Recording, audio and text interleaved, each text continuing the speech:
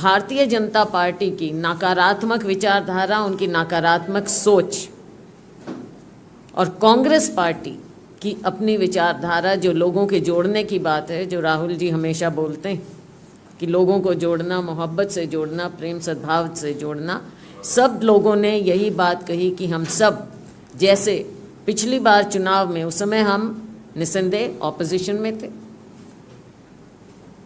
जिस तरह से उस समय मिलकर हमने चुनाव लड़ा, इस बार फिर उसी जज्बे के साथ सभी मिलकर चुनाव लड़ेंगे।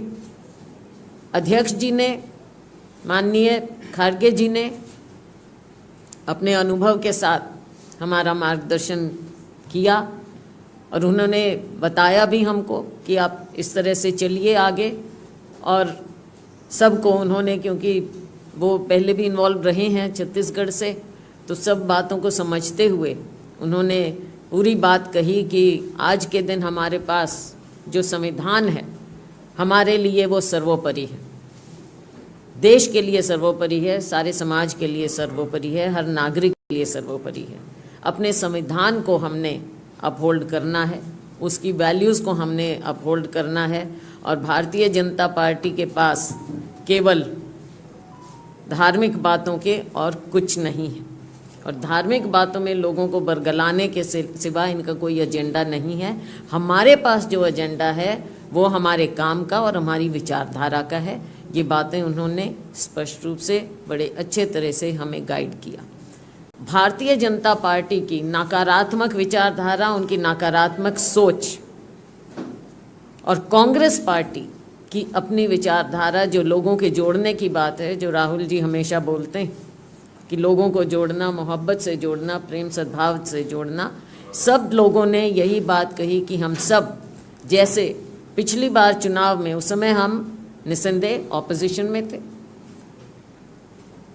जिस तरह से उस समय मिलकर हमने चुनाव लड़ा, इस बार फिर उसी जज्बे के साथ सभी मिलकर चुनाव लड़ेंगे। अध्यक्ष जी ने, माननीय खारगे जी ने अपने अनुभव के साथ हमारा मार्गदर्शन किया और उन्होंने बताया भी हमको कि आप इस तरह से चलिए आगे।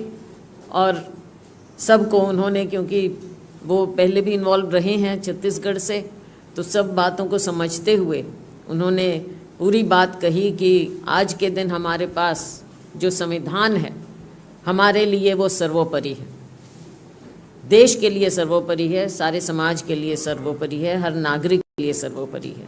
अपने संविधान को हमने अपहोल्ड करना है, उसकी वैल्यूज़ को हमने अपहोल्ड करना है। और भारतीय जनता पार्टी के पास केवल धार्मिक बातों के और कुछ नहीं है, और धार्मिक बातों में लोगों को बरगलाने के सिवा इनका कोई एजेंडा नहीं है। हमारे पास जो एजेंडा है वो हमारे काम का और हमारी विचारधारा का है। ये बातें उन्होंने स्पष्ट रूप से बड़े अच्छे तरह से हमें गाइड किया।